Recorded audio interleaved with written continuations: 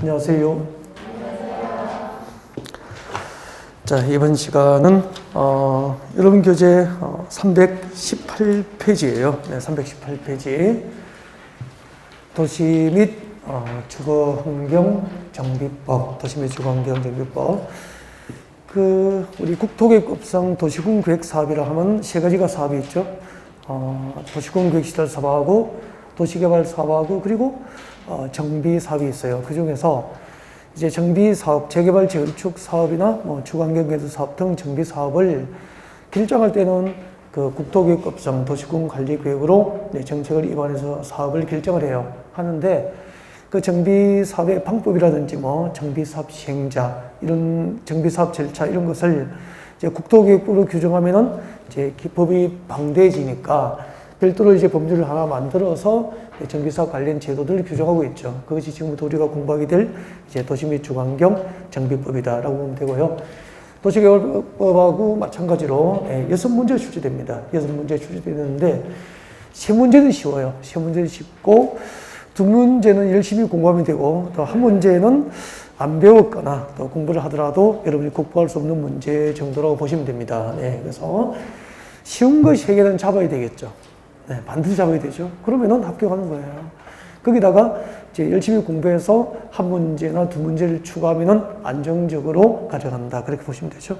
자, 일단은 이 법을 공부하기 위해서 필요한 용어 정의, 용어 정의 파트를 먼저 볼 수 있도록 그렇게 준비를 할게요. 이제 용어 정의에서 정비법은 1문제가 거의 매년 출제가 돼요. 매년 출제되기 때문에 아주 중요한 파트로 보면 되고요. 반드시 출제되면 1문제를 잡아야 된다. 그렇게 보시면 돼요. 여러분 교재 319페이지 봐요.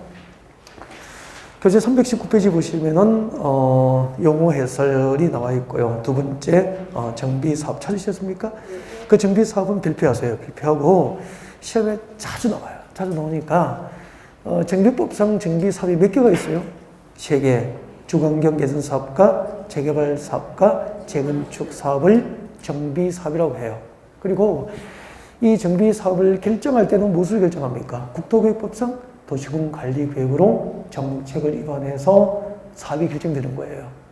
자, 그래서 도시군 관리 계획으로 결정하는 정비 사업이라 하면 법상 몇 개죠? 3개. 주거환경 개선 사업과 재개발 사업과 재건축 사업을 정비 사업이라고 한다. 일단 이거부터 암기하셔야 돼요. 그리고 이제 첫 번째 주거환경 개선 사업이 있는데, 자, 주거환경 개선 사업은 개념이 몇 가지가 있죠? 2가지가 있어요, 2가지. 그래서 교재는 그대로니까, 자, 화면을 보시면 됩니다. 화면 보면서 설명을 듣습니다. 주거환경 개선 사업은 이제 2가지인데, 2017년도에 이제 정비법이 개정되면서 이제 2번째 그 주거환경 개선 사업이 추가가 된 거예요. 그래서 지금 현재 이제 2가지 주거환경 개선 사업이 있는데, 첫 번째 주거환경 개선 사업이 무엇인지 한번 봅시다. 도시 저소득층 주민이 집단지를 거주하는 지역입니다. 그러면 상상해봐요.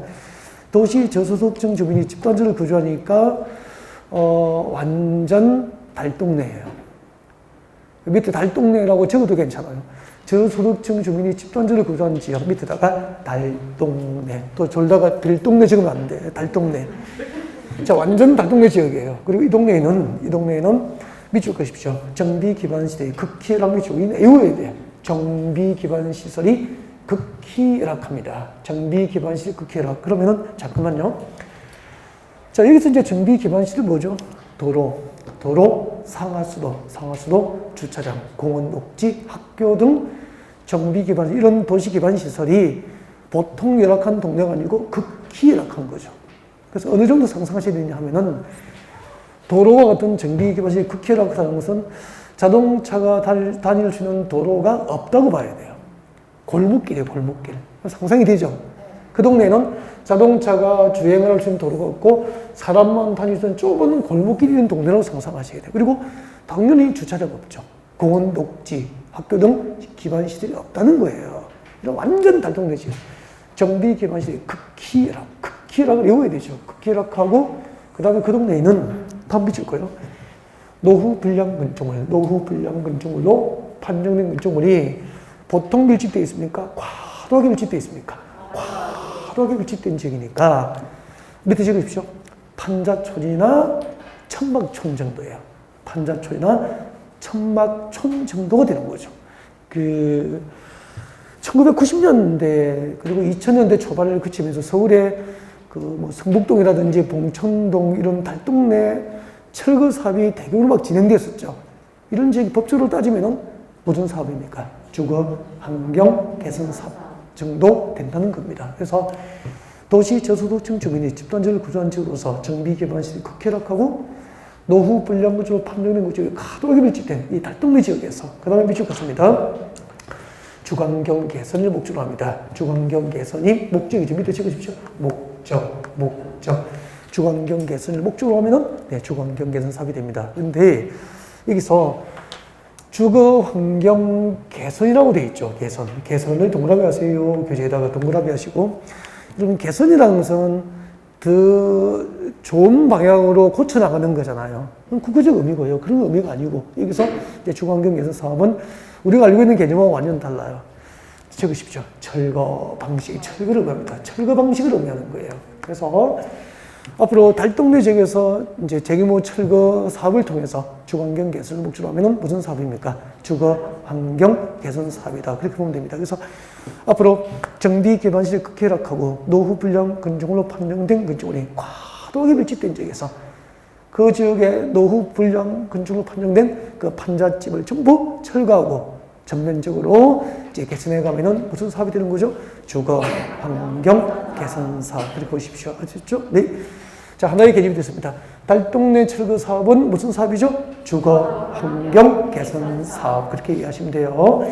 자, 그다음에 두 번째. 이 두 번째는 2017년도에 정비법이 개정되면서 네, 주거 환경 개선 사업에 추가가 된 거예요. 그래서 자, 법 개정으로 이제 미줄 보십시오. 단독주택, 다시대주택이 밀집된 지역이 주고요. 단독주택, 다시대주택이 밀집된 지역. 이것도 또 생각을 해야 됩니다. 여러분, 그 단독주택, 다시대주택이 밀집됐다는 것은, 그 동네는 기반시설이 보통 양호합니까? 열악합니까? 여러분, 단독주택, 다시대주택 밀집 지역은 대개 이제 계획적으로 신도시가 개발된 지역은 아니잖아요. 자연스럽게 시가지가 조성된 지역이기 때문에 오랜 시간 동안 이제 건물이 늘어나면서 골목길이 도로가 따라서 생긴 거예요. 그럼 도로가 똑바로입니까? 삐뚤입니까? 삐뚤 수 있고 좁을 수 있는 거잖아. 그래서 보통 이제 단독주택, 다시주택 밀집된 지역에 건물이 노후화되고 그 동네는 기반시 열악하면은 이 동네는 옛날에 재개발 대상이었다고. 그러면은 우리가 기억하는 재개발은 보존 방식이었습니까? 전면 철거됩니까? 재개발 구역은 전면 기존 건축을 철거해버리잖아요. 그렇게 해서 이제 재개발이 이루어져 왔죠. 철거 방식으로. 근데 이제 끊임없이 서울의 주변을 재개발하면서 단독주택, 다시대주택 밀집 지역은 중산층 거주지역입니까? 서민층 거주지역입니까? 서민층 거주지역이 철거, 파괴가 된 거죠. 파괴되고 거기다가 이제 단독주택, 다시대주택 철거하고 재개발하고 나면은 아파트 지어버리잖아. 그럼 서민층 거주지역입니까? 중산층 입주합니까? 중산층 입주하니까 서민층, 거기에 거주하던 그 원주민들은 항상 삶의 터전을 빼앗기고 외곽으로 쫓겨나게 된 거죠. 그래서 철거되면은 외곽으로 쫓겨나고 또 이삿짐 풀고 3, 40년 살고 있으면 또 재개발하잖아. 철거되면은 또 쫓겨나고 나중에 인천까지 밀려날 수도 있는 거잖아. 그래서 이제 이렇게 전면 철거 방식으로 하다 보니까 부작용이 생깁니다. 그래서 용산 철거민 사건 기억합니까? 옛날에 그 용산역 주변 지역에 재개발할 때 뭐 많이 오래되진 않아서 한 10년 정도 지났을 거예요. 그때 그 철거민하고 경찰들하고 뭐 이렇게 대치하고 하는 과정에서 컨테이너 박스에 그 뭐 하얀병 날아들고 여기서 뭐 경찰관들, 철거민들이 희생되는 걸 우리가 뉴스로 국민들이 다 본 거죠. 그래서 끊임없이 서민층 거주지역이 파괴되고 그들을 외곽으로 쫓아버리면은 그들도 저항하잖아. 그래서 이제 사회적 갈등이 유발되니까 이제 단독주택, 다시주택에 밀집된 서민층 거주지역도 소중하니까 그들의 주거환경도 보존하면서 점진적으로 정비하고 개선해가자. 그래서 보존 방식으로 하는 정비 사업이 최초로 2017년도에 이제 여야 합의로 국회를 통과하면서 도입됩니다. 그게 이거예요. 이제 배경 아시겠죠? 그래서 앞으로 단독주택, 다시대주택이 밀집된 지역에서 그 동네의 열악한 정비 기반시설과 공동 이용 시설을 확충해주고 그리고 미칠 거예요. 주거 환경을 개선합니까? 보존합니까? 보존 동그라미. 보존이 핵심. 주관경을 보존하면서 그리고 줄 것이죠. 점진적으로 정비하고 개량할 것을 밑에 적으십시오. 목적으로 하는 것도 주관경 개선 사업이 된 거죠. 그래서 자, 두 가지 개념 한번 보십시오. 그 도시 저소득층 주민이 거주하는 집단지를 거주하는 달동네 지역에서 주관경 개선 사업은 보존 방식입니까? 철거 방식입니까? 철거 방식. 앞으로 단독주택, 다시다주택이 밀집된 지역에서 이루어지는 주관경 개선 사업은 철거 방식입니까? 보존 방식입니까? 보존 방식. 그래서 주관경 개선 사업은 철거 방식과 달동네 지역에서 시행하는 철거 방식과 단독주택, 다시다주택 밀집 지역에서 하는 보존 방식 두 가지 주관경 개선 사업을 여러분께 소개를 드린 거예요. 그래서 지금 그 현재 정비법상 유일하게 단독주택, 다시다주택 밀집 지역은 철거 방식입니까? 보존 방식입니까? 보존 방식. 그럼 봐요. 이 동네에 노후 불량 건축으로 판정된 단독주택, 다시다주택 밀집된 지역에서 노후 불량 건축으로 판정된 건축물은 전면적으로 철거되지 않고요. 원칙적으로 보존해요. 보존하면서 그 동네에 열악한 정비 기반 시설, 도로 만들어주고, 공공주차장 만들어주고, 도서관 지어주고, 이렇게 하는 거죠. 그러면은, 그 단독주택, 다시다주택 밀집 지역도 원칙적으로 보존하면서 기반시설이 새로 확충되고, 공동이용시설이 새로 확충되니까 주민생활의 편의가 훨씬 증진될 수 있잖아요. 대신에 이제 그 지역의 노후화된 건물은 그냥 둡니까? 점진적으로 정비하고 차츰 개선해 가자는 거죠. 그러면은 온 동네 전부가 재개발되면서 전부 철거하고 거기에 서민층, 원주민이 쫓겨나지는 않겠죠. 그래서 바람직한 방향으로 가는 것 같아요. 그래서 이런 법안들을 이제 여당과 여당이 합의해서 2017년 통과시킨 것은 국민의 박수를 받아도 되지 않을까 그런 생각이 들어요. 그래서 바람직한 방향으로 제도화가 됐다 그렇게 볼 수 있겠네요. 자, 입법 취지 등을 설명듣고 나니까 훨씬 읽어보기가 좀 편안해졌죠. 예. 달동네 지역에서 이루어지는 주관경 사업은 보존 방식입니까? 철거 방식입니까? 철거 방식. 단독주택, 다시다주택이 밀집된 지역에서 이루어지는 주관경 사업은 보존 방식. 이게 핵심인 거예요. 네. 자, 주관경 사업 설명드렸고, 그 다음에 이제 여러분이 좋아하는 재개발 사업 같이 볼까요? 네, 재개발 보겠습니다. 여러분, 그 재개발 사업 있죠? 이 재개발 사업도 2017년도에 정비법 개정되면서 재개발 개념도 하나가 추가가 됐어요. 그래서 이제 두 개의 개념이 됐는데, 자, 같이 한번 볼까요? 자, 재개발은 밑줄 그십시오. 정비 기반 시 열악하고 줄 것이죠. 정비 기반 시 열악. 아까 주관경 개선 사업 대상은 정비 기반 시에 극혈락했죠. 여기는 극혈가 빠지고 그냥 노후 불량 건축으로 정비 기반 시 보통 그냥 열악한 지역이고요. 그 다음에 줄 것이죠. 노후 불량 건축으로 판명된 건축물이 과도하게 밀집되어 있습니까? 밀집입니까? 밀집. 그래서 아까 주관경 개선 대상보다는 열악한 정도가 조금 낮다는 거죠. 그죠? 정비 기반 시 열악하고, 그리고 노후 불량주의 밀집한 지역에서 다 밑줄 긋습니다. 주관경 개선 밑줄 긋시고, 주관경 개선 밑에 적으십시오. 목적, 주관경 개선을 목적으로 하면은, 재개발 사업이 됩니다. 그래서, 재개발도 그 주관경 개선이 목적이니까 개선은 보존을 의미한다고 그랬습니까? 철거 방식입니까? 철거 방식. 그래서 이제 현재 정비 기반 시 열악하고 노후 불량주의 밀집된 지역은 재개발 대상이고 주관경 개선을 목적이기 때문에 지금도 현행 재개발 사업은 현행법상 재개발 사업은 보존 방식입니까? 전면 철거 방식입니까?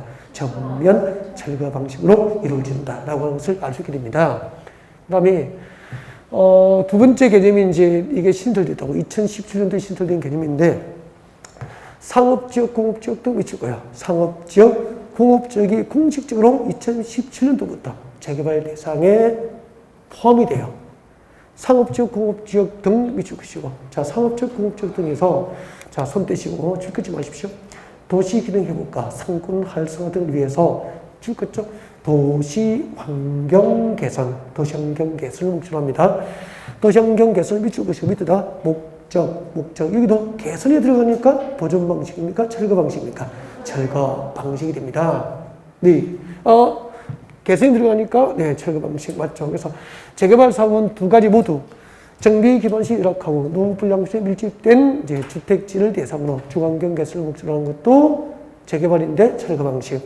상업적, 공업적에서 도시기능 회복과 상권 활성화 등을 통해서 도시환경 개선을 목적으로 하는 것도 재개발 사업. 철거 방식입니까? 보증 방식입니까? 철거 방식. 그래서 현행법상 재개발 사업은 전부 둘 모두 전면 철거 방식으로 이루어진다. 그렇게 보면 되는데, 그 첫 번째 재개발은 봐요. 목적이 주거환경 개선이니까 말하지 않았지만 상업적, 공업적입니까? 주로 주택지입니까? 주로 주택지로서 기반시 열악하고 그 동네 건물이 노후화되면은 재개발 대상이 된다는 얘기예요. 그죠? 근데 상업지역, 공업지역도 2017년도에 법 개정으로 공식적으로 이제 재개발 대상에 포함이 됐습니다. 라고 제가 말씀드렸잖아요. 자, 하나 예를 들어볼게요. 자, 상업지역에서 하는 재개발. 여러분은 이제 이런 얘기를 들으면은, 아, 진짜 설명이 좀 필요하구나 이런 걸 느끼게 될 거예요. 한번 봐요. 여러분. 상업지역에서 이루어진 재개발. 여기 서울의 2호선 잠실역이에요. 네, 잠실역입니다. 실제로 이런 것을 염두에 두고 이제 법이 만들어진 거예요. 자, 잠실역이고, 잠실역 사거리예요. 네. 자, 이렇게 내려가면 이제 송파대로 내려갑니다. 송파대로 내려가고, 여러분 그 잠실역 주변에 석촌호수공원 알죠? 네, 석촌호수가 있습니다. 석촌호수공원이 있고요. 그 다음에 이제 여기에 롯데백화점하고 롯데호텔, 그죠? 롯데호텔하고, 그리고 여기는 롯데월드입니다. 롯데월드가 있죠. 네. 지금 롯데호텔, 롯데백화점, 롯데월드가 있는 이쪽은 그 강남이 개발되면서 개발되기 때문에 벌써 개발된 지가 40년이 지났어요. 그렇잖아요. 40년 지났다고. 그리고 그 롯데월드 건너편에 제2롯데월드가 이제 개장을 한 지도 벌써 오래됐지 않습니까? 네, 이렇게 되니까 이 롯데월드, 롯데호텔, 롯데백화점이 그 잠실역 주변 지역의 상권의 중심이었는데 그 중심이 제2롯데월드 쪽으로 넘어간 거예요, 지금. 상권이 급속도로 이전하고 있어요. 제2롯데월드 쪽으로. 그러면은 개발된 지 40년 지난 이 지역은 상대적으로 도시 기능이 떨어지고 상권이 많이 좀 죽어버리잖아요. 그러면은 지금은 아닌데 앞으로 한 20년 이내에 롯데가 이 지역을 재개발할 수도 있는 거잖아요. 여기는 주택지입니까? 상업지입니까? 상업지이잖아. 제2롯데월드적으로 상권이 옮겨갔다는 것은 이 지역의 그 도시 기능이 많이 떨어지고 상권 활성화가 앞으로 필요해졌다는 거잖아요. 그죠? 이게 상업적에서 이루어지는 대표적인 재개발 사업이 될 거예요. 이런 것들이. 그러면은 강북 쪽에는 개발된 지 50년, 60년 된 도심이나 부도심권이 많이 있잖아. 이런 지역은 앞으로 상업적에서 이루어지는 이제 도시기능 회복과 상권 활성화 등을 도모하기 위한 재개발 사업으로 봐야 되겠다는 거죠. 이해가 됐죠? 그래서 이제 그 강북 쪽이나 강남 쪽에 노후화된 부도심권을 상권 활성화, 도시기능 회복을 목적으로 앞으로 재개발을 적극적으로 하겠다. 그런 의미가 됩니다. 이게 2017년 법안이 또 국회를 통과한 거예요. 그 다음에 공업지에서 이루어지는 재개발 이야기를 해드릴게요. 그 울산에 가면은 현대자동차, 울산광역시 동구에 가면은 현대중공업도 있고 현대미포조선이 있고, 현대중공업은 세계적인 조선소죠. 조선소이죠. 현대미포조선도 조선이죠. 그리고 현대자동차 공장이 있잖아요. 울산의 현대자동차 공장은 뭐 정확하지는 않아요. 제가 대충 뭐 1공장, 2공장, 3공장, 4공장 정도 있어요. 근데 지금 그 현대자동차는 요즘에 이제 주가도 많이 주목을 좀 받았었잖아요. 애플하고 이제 앞으로 미래천재, 자율주행 자동차 협력관계 때문에 주가도 최근 올랐다가 협력관계가 무산되는 하면서 또 주가도 떨어지고 그렇잖아요. 그럼 우리 한번 봐요. 지금 현대자동차 공장에 생산된 자동차는 전기차가 중심입니까? 전기수소차가 중심입니까? 주류는 내연기관입니까? 주류는 아직까지 휘발유나 디젤 엔진을 생산 내연기관 자동차가 주류예요. 근데 단언코 10년 내에 자동차 신차 판매의 주류는 전기수소차, 자율주행차로 옮겨갑니다, 지금은. 10년 내에 그렇게 돼요. 그러면 10년 이후에 휘발유차나 디젤차는 신차가 거의 없어질 거예요. 그러면은 이 공장은 문 닫아야 됩니까? 공장 재개발이 필요합니까? 전기나 전기수소차나 미래차 중심으로 공장 재개발이 필요하잖아. 그래서 이게 공업지에서 이루어지는 재개발이에요. 이걸 염두에 두고 이제 미래 우리 먹거리와 산업구조 개편을 염두에 두고 그리고 강북권의 부도심권의 노후화된 것을 재개발한 것을 염두에 두고 만들어진 게 이거예요. 상업지역, 잠실역 사거리, 공업지역 현대자동차, 울산공장.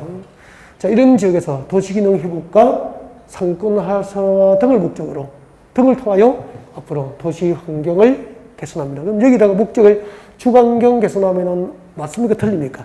틀리게 되지. 그리고 정비 기반시 열악하고 노후 불량주택이 밀집된 지역은 아까 주거지, 주택지를 전제로 만들어진 거잖아요. 그럼 여기서는 주환경 개선이 목적이 되지. 여기다가 도시환경 개선이라고 해도 틀린다 이 말이에요. 이 설명을 안 듣고 문장을 외워도 정답 찾으려 하면 자꾸 떨어진단 말이에요. 그래서 이해가 필요한 거예요. 자, 한참 동안 재개발 설명을 드린 것 같고, 그 다음에 재건축이죠. 재건축은 뭐, 우리가 쉽게 이제 알 수 있는 개념이에요. 재건축이 뭐냐면은, 밑줄 그십시오. 정비기반시설 양호실 거예요. 정비기반시설 양호. 정비기반시설 양호합니다. 그 다음에 이 동네에는 줄 것이십시오. 노후 불량 근적으로 해당하는 공동주택이 밀집한 지역이에요. 여기서 제일 중요한 게 뭐냐면 노후 불량 건축물에 해당하는 건축물이 밀집한 지역입니까? 공동주택 밀집 지역입니까?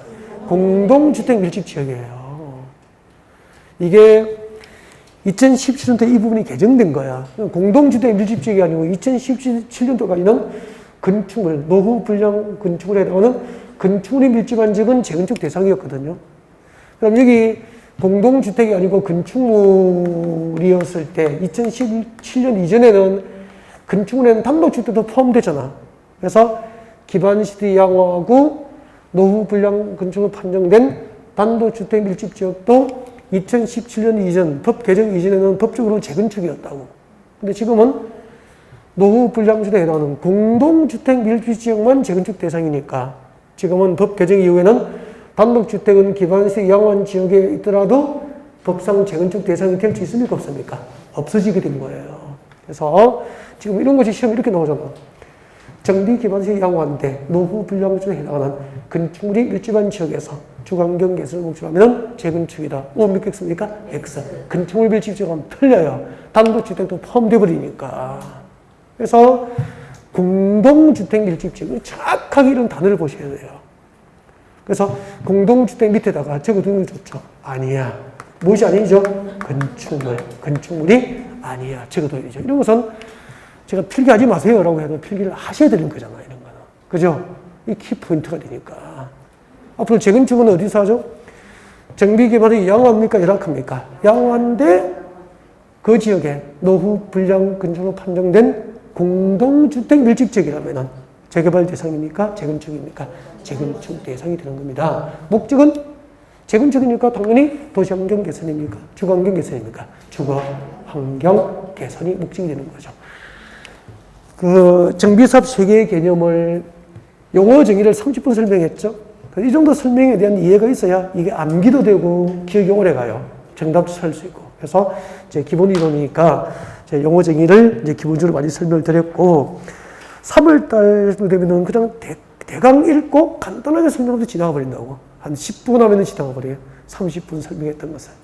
자, 그 다음에 넘어갑니다. 넘어가가지고 여러분 교재 322페이지 이제 여러분 교재 322페이지 보면은 노후 불량 건축물 있죠?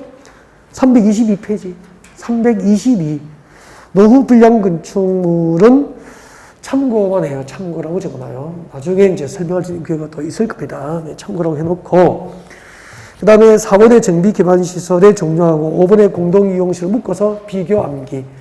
정비 기반 시설의 종류하고 공동 이용시설의 종류를 구분해야 돼요. 종류를 이제 비교해서 암기하시면 됩니다.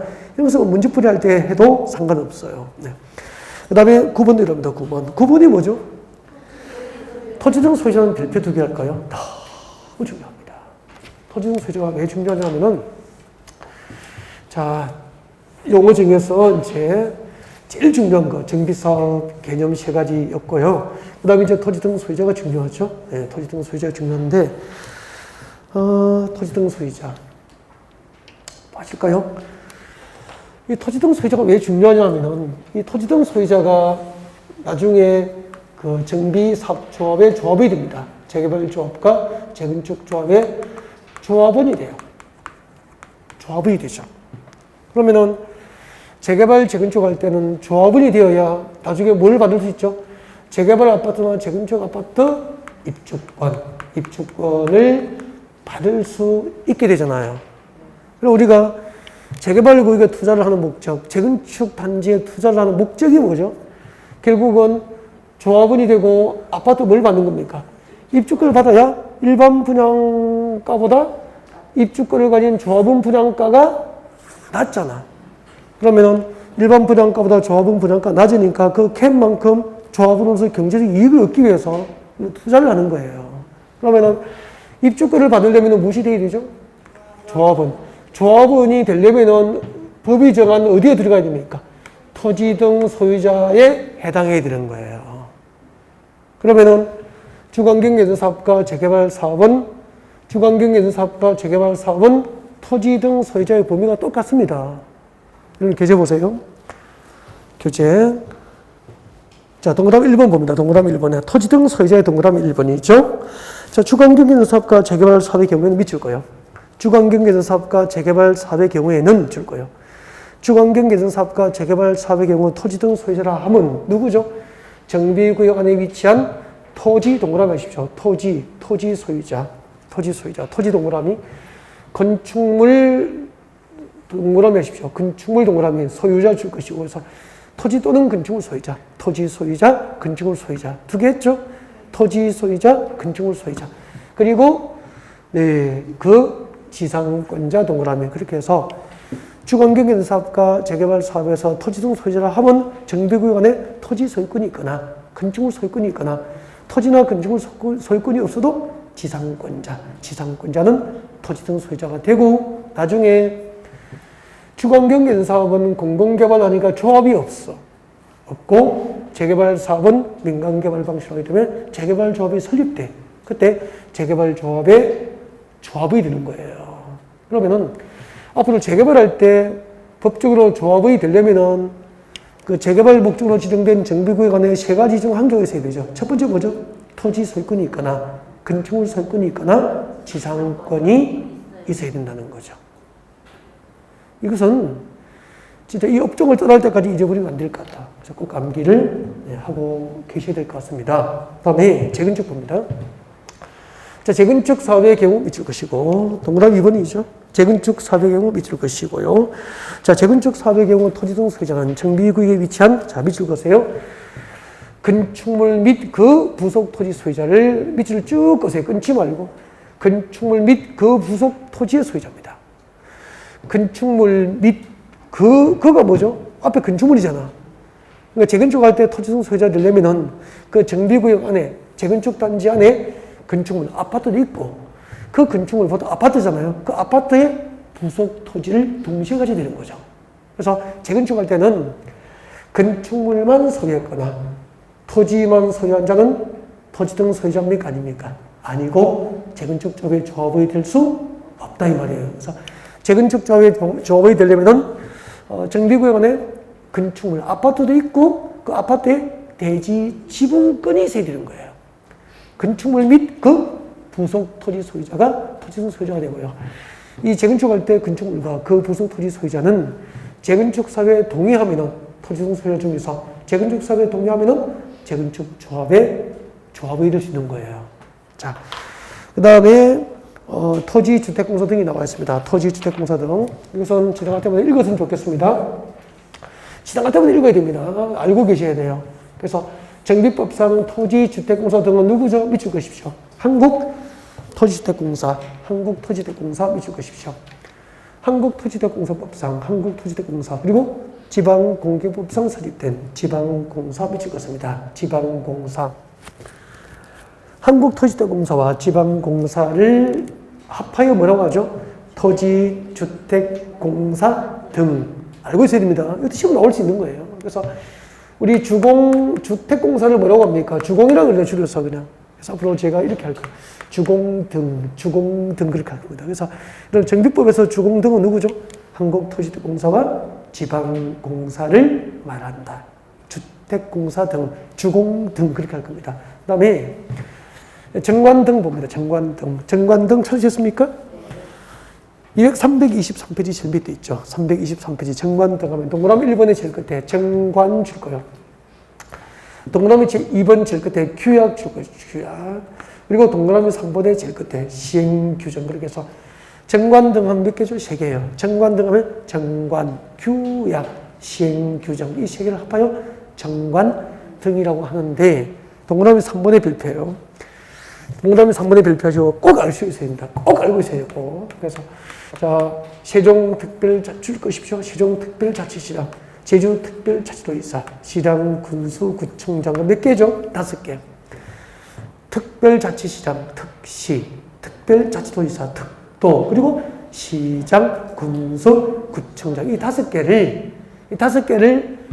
가로내 봅니다. 이하 무엇이라고 한다? 시장, 군수 등에서 우리 재개발 재건축, 정비사업, 조금 이따 공부하시면 알겠지만 정비사업 절차는 시장, 군수 등이 사업 절차를 주도해요. 그러면 이때 시장, 군수 등에는 특별지방경시는 구청장이잖아요. 구청장이죠? 구청장이 재개발 재건축을 주도해요. 정비사업 절차 누가 주도하죠? 시장, 군수 등. 그래서 서울특별시, 인천광역시 이런 특별시 광역시 지역에서는 재개발 재건축을 이제 시장, 군수 등 관할 구청에서 재개발 재건축 사업을 주도합니다. 주도. 아, 진짜 중요한 개념이죠. 정비 사업 절차 누가 주도하죠? 시장, 군수 등. 시장, 군수 등 하면 몇 개의 개념이 들어가 있죠? 5개. 특시, 특도, 시장, 군수, 구청장. 진짜 중요해요. 이 정도 기본이 돼야 이제 정비법이 규정한 정비사업 절차, 정비사업 절차에 따라서 이제 관련 제도들을 학습을 할 수 있게 됩니다. 자, 그러면은 본격적으로 이제 정비법이 규정한 정비사업 절차에 따라서 관련 제도들을 공부할지도 그렇게 준비를 하겠습니다. 자, 여러분 교재 325페이지죠? 교재 325페이지 펼쳐놓고요. 앞을 보세요. 325페이지 펼쳐두시고 앞을 보시면은 여기 보면 이제 개략적으로 정비 사업이 어떻게 이루어지냐. 재개발 재건축 과정을 적어놨죠. 이 절차를 일부러 암기를 안 해도 될 것 같습니다. 그냥 수업을 이제 반복해서 좀 들으면은 자연스럽게 그 다음이 어떤 절차가 진행되는지 떠오르게 돼서 반복을 많이 하신 분은 별도로 순서를 필기하고 암기를 해야 될 필요는 없습니다. 알겠죠? 참고를 하시면 되는데 제일 먼저 한번 봐요. 재개발 재건축의 첫 걸음은 뭐죠? 기본계획이죠. 정비 기본계획. 도시 및 주거환경 정비 기본계획을 이 법에서는 줄여서 그냥 기본계획이라고 그래요. 기본계획의 정식 명칭이 뭐죠? 도시 및 주거 환경 정비 기본계획을 의미합니다. 기본계획. 자, 기본계획이 이 재개발 재건축의 첫걸음이고요. 자, 이 기본계획에서 정한 정비 예정 구역들, 정비계획 수립 시기가 도래하면은 기본계획에 맞도록 구청장 등이 정비계획을 입안해요.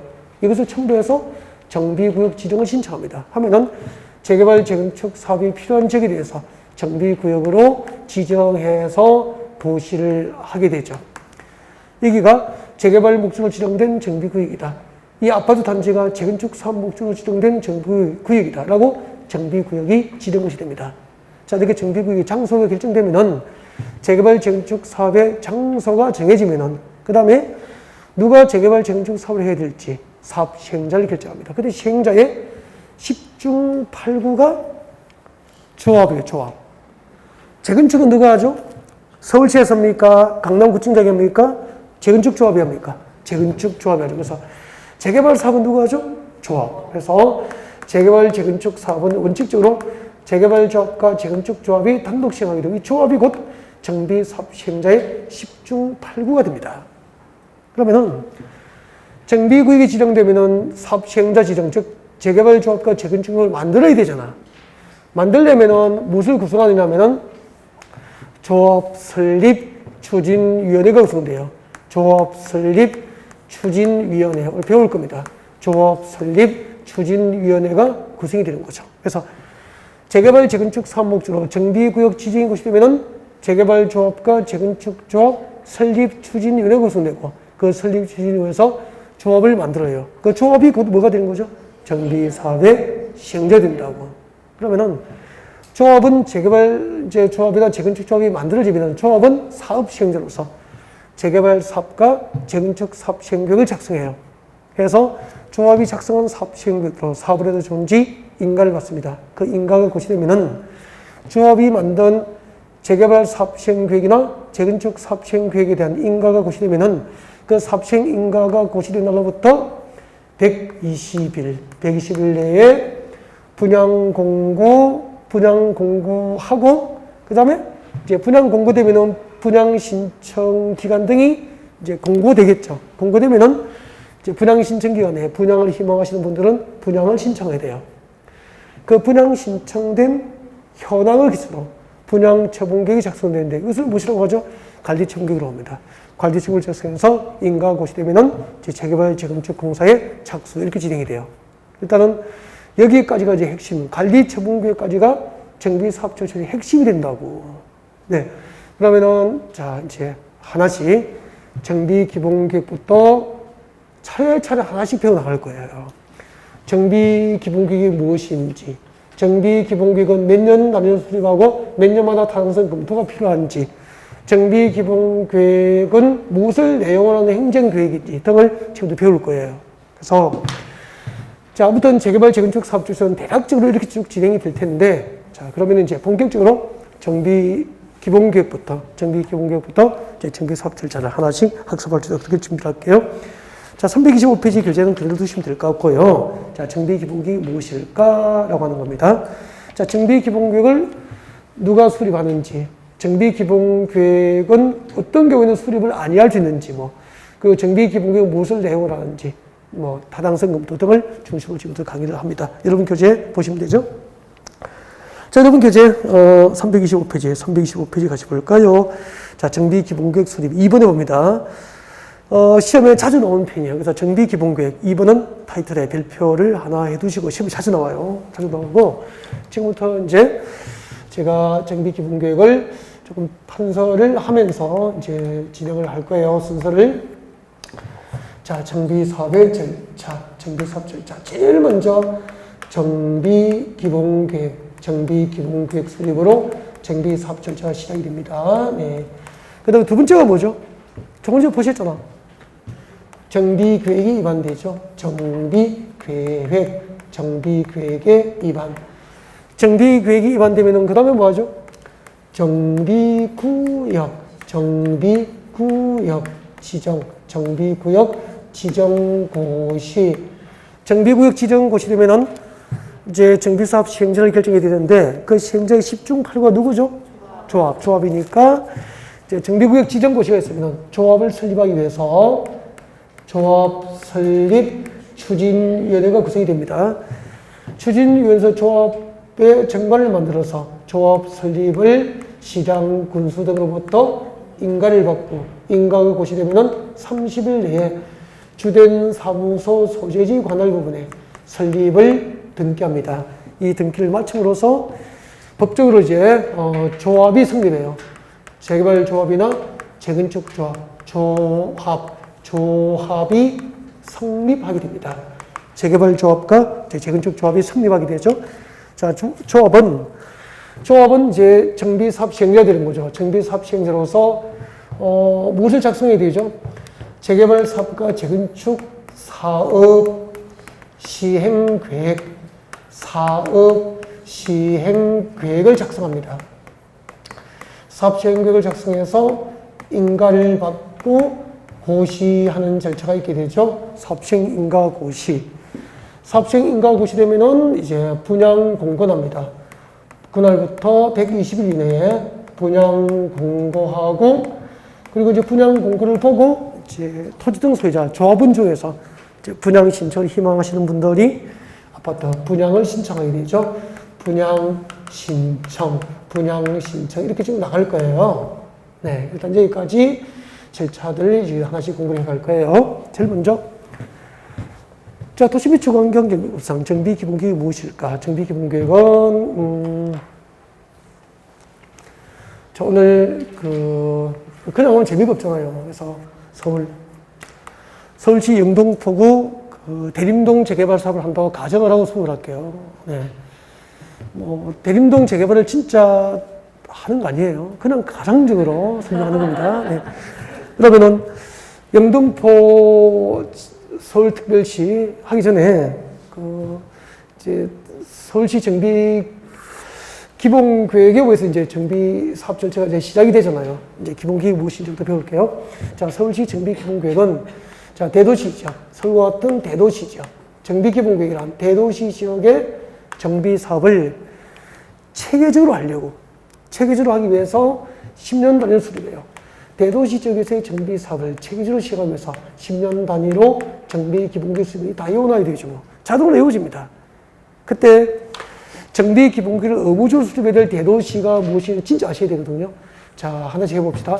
정비 기본계획을 의무적으로 수립해야 될 대도시는, 자, 시작합니다. 특별시, 광역시, 특시는 어디죠? 세종특별자치시, 그 다음에 특도, 제주특별자치도, 그리고 시, 그렇게 돼요. 그때, 특별시, 광역시, 특별자치시, 특별자치도, 그리고 시잖아. 이 마지막에 있는 이 시는 특별시, 광역시, 특별자치시가 아닌 도시들이잖아. 경기도 평택은 특별시, 광역시, 특별자치시가 아닌 도시, 여기에 해당되잖아요. 여기 정비기본계획을 의무적으로 수립해야 될 이때 이 시는 얼마죠? 인구 50만. 인구 50만 이상인 대도시만 해당되는 거예요. 그러면은 인구가 50만 미만인 소규모 도시인 경우에는 이제 관할 도지사가 기본계획 수립이 필요하지 아니하다고 인정하는 도시는 정비기본계획 수립을 아니할 수도 있다. 그러면은 인구 50만 미만인 소규모 도시는 의무 수립입니까? 임의적 수립입니까? 임의적 수립이 되는 거고, 인구 50만 이상이 되는 서울특별시까지 모든 도시는 정비기본계획을 의무적으로 몇 년 단위로?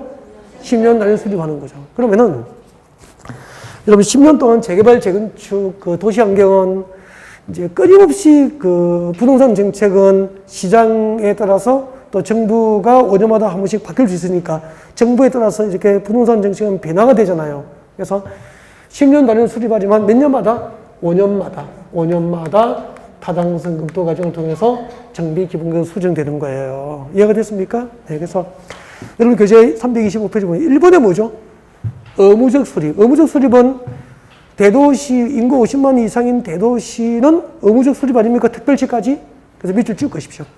특별시장, 광역시장, 특별자치시장, 특별자치시장, 그리고 시장. 제일 마지막에 시장은 동그라미하고 인구 얼마? 50만 이상이잖아요. 이 대도시의 시장들은 관할 구역에 대해서 기본계획을 몇 년 단위? 10년 단위로 수립을 하는데, 내려와요. 임의적 수립 내려옵니다. 대도시가 아닌 시는 인구 얼마죠? 50만 미만. 그러니까 도지사가 인구 50만 미만인 대도시가 아닌 시로서 기본계획 수립이 필요하지 않다고 인정하는 도시는 수립하지 아니할 수도 있으니까 의무 수립입니까? 임의적 수립입니까? 임의적 수립. 제가 설명드린 내용이 교재에 조문으로 다 나와 있죠. 그러면 이 판서대로 시험이 나올까요? 조문대로 나올까요? 조문대로. 그래서 교재를 많이 읽는 게 제일 좋죠. 네. 항상 시험 치고 나면은 어떤 요약집이나 잘 만든 특강 자료보다 기본서를 많이 읽으신 분이 늘 유리했다는 게 진리예요. 그러니까 좋은 특강 자료는 수험생에게 달콤함을 줄 뿐이지 시험지를 받으면은 그렇죠. 그 다음에 이러시고 기본계획 내용 보겠습니다. 그러면은 기본계획은 무엇을 내용을 할까요? 기본계획은 다음 사항을 내용으로 하는 행정계획이에요. 일단은 서울시 정비기본계획에서 서울시에서는 10년 동안 재개발, 재건축 사업을 어떤 방향으로 추진할 건지 방향을 제시합니다. 그래서 1번 정비사업의 기본 방향을 제시합니다. 방향을 제시합니다. 여러분, 우리가 국토교육부에서 도시군 기본계획 배웠죠. 도시군 기본계획은 구체적인 정책을 입안하고 결정합니까? 도시와 군 지역의 장기적인 발전 방향을 제시합니까? 장기적인 발전 방향을 제시하잖아요. 그래서 앞으로 공법 시간에 도시군 기본계획이나 정비 기본계획이나 그리고 나중에 리모델링 기본계획이 있어요. 리모델링 기본계획이나 기본계획은 전부 뭘 제시합니까? 방향을 제시합니다. 방향만 제시합니다. 방향만. 그 다음에 두 번째가 너무 중요한 거예요. 정비 기본계획은 무엇을 내용을 할까? 두 번째가 너무 중요한데 325페이지는 안 보여요. 그래서 책장 넘겨봐요. 넘겨보시면은 326페이지에 9번 보세요. 9번에 보면 동그라미 9번에 줄 거죠. 앞으로 지정해야 될 정비구역, 정비구역으로 지정할 예정구역이니까 정비예정구역이라고 그래. 밑줄 거죠. 정비예정구역, 정비예정구역의 계략적 범위를 정합니다. 정비예정구역, 정비예정구역의 계략적 범위를 내용을 하는 계획입니다. 너무 중요한 거예요. 그러면은, 자, 정비예정구역의 계략적 범위를 내용을 한다고 했는데, 가슴이 잘 와닿지 않죠? 그래서, 잠깐만요. 서울에 10년 내에 재개발 재건축하겠다고 장기적으로 계획된 곳이 한, 대략적으로 몇 곳 될까요? 많을 때는 230, 40곳 됐어요. 10년 내에 서울에서 재개발 재건축하겠다고 계획이 된 곳이 230, 40곳 됐다고, 많을 때는. 그랬는데, 이제 사업성이 없거나 또 부동산 경기가 안 좋아지면서 수많은 정비 사업, 재개발 재건축 사업이 이제 정비구역 지정이 해제됐거나 포기를 하게 됐어요. 그래서 지금은 한 150여 곳 내배될 거예요. 정확하지도 않고 크게 틀리진 않아요. 수시로 바뀌니까. 그러면은 앞으로 10년 내에 서울시에서 재개발 재건축하겠다고 계획이 된 곳이, 장기적으로 계획된 곳이 한 150여 곳 된다면은 그 150여 곳을 대상으로 기본계획에서 서울시 정비기본계획으로 정비구역을 지정합니까? 예정구역 지정합니까? 예정구역. 10년 내에 재개발 재건축을 하겠다고 예정구역의 계략적 범위를 정하는 계획이 기본계획이에요.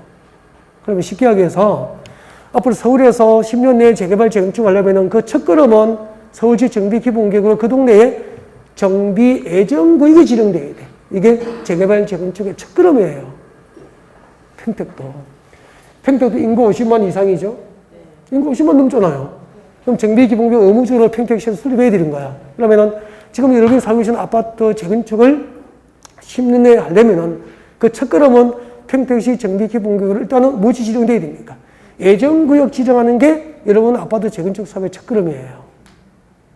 그러면 지금 평택시 정비기본계획으로 예정구역으로 지정이 안 됐다는 것은 우리 아파트는 천재지변 등에서 긴급한 경우가 아니면은 10년 내에 재건축할 계획은 시에서 없구나라고 판단하시면 되는 거예요. 이제 예정구역이 무엇인지 아시겠죠?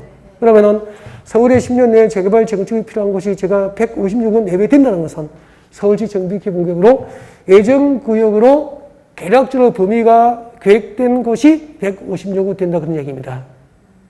그 다음에 더 중요한 것은 그럼 서울에 150곳의 예정구역이 있으면은 예정구역별로 정비계획을 언제 수립할 건지 정비계획 수립 시기가 예정구역별로 결정이 되어 있어요. 서울시 기본계획으로. 예를 들면은 여기가 영등포 대림동, 서울시 영등포구 대림동 재개발구역이 10년 내에 재개발하려면 서울시 정비기본계획 예정구역 지정하고 이 대림동 정비예정구역은 언제 정비계획을 위반할 것인지 계획이 되어 있다니까. 그러면은 2021년 5월에 정비계획을 위반할 거야. 이렇게 계획이 되어 있어요. 그리고 강남의 모 재건축 단지는 2021년 7월에 정비계획을 위반할 거라고 계획이 되는 거죠. 그러면은 150여 곳의 예정구역별로 정비계획 수립 시기가 동일합니까? 다 다릅니까? 다 다르겠죠.